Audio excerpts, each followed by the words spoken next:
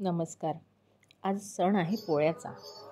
पोळा किंवा बैलपोळा हा सण श्रावण अमावस्येला साजरा केला जातो. या सणासाठी शेतकऱ्यांमध्ये उत्साह असतो. आपला बैल उठून दिसावा यासाठी शेतकरी आपल्या ऐपतीप्रमाणे त्याचा साज शृंगार खरेदी करतात, बैल सजवितात व पोळ्याच्या मिरवणुकीत सहभाग घेतात. गावाच्या सीमेजवळच्या शेतावर आंब्याच्या पानांचे एक मोठे तोरण करून बांधतात.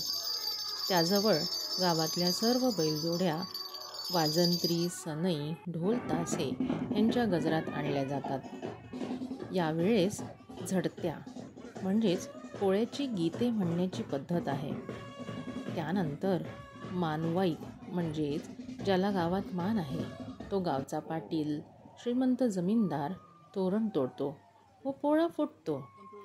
नंतर बैल मारुतीच्या देवळात नेतात व नंतर घरी नेऊन त्यांना ओवाळतात. बैल नेणाऱ्यास बोजारा देण्यात येतो. बोजारा म्हणजेच पैसे.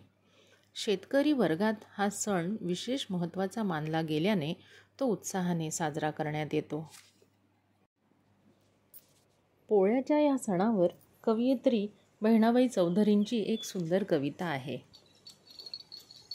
आला आला शेतकऱ्या पोळ्याचा रे सण मोठा, हाती घेई सण वाट्या आता शेंदुराले घोटा.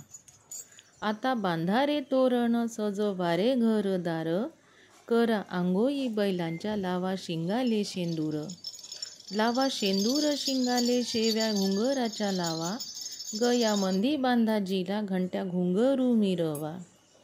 बांधा कवड्याचा गेठा अंगावर हे झूल छान, माथा रेशमाचे गोंडे चारी पायात पैंजण. उठा उठा बयनाई चुल्हे पेटवा पेटवा, आज बैलाले निवद पुरणाच्या पोया ठेवा.